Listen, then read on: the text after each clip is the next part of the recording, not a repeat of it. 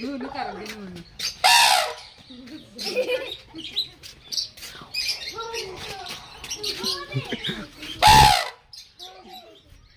आ जाओ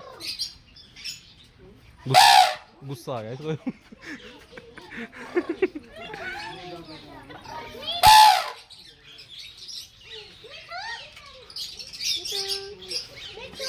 मम्मी के पास जा।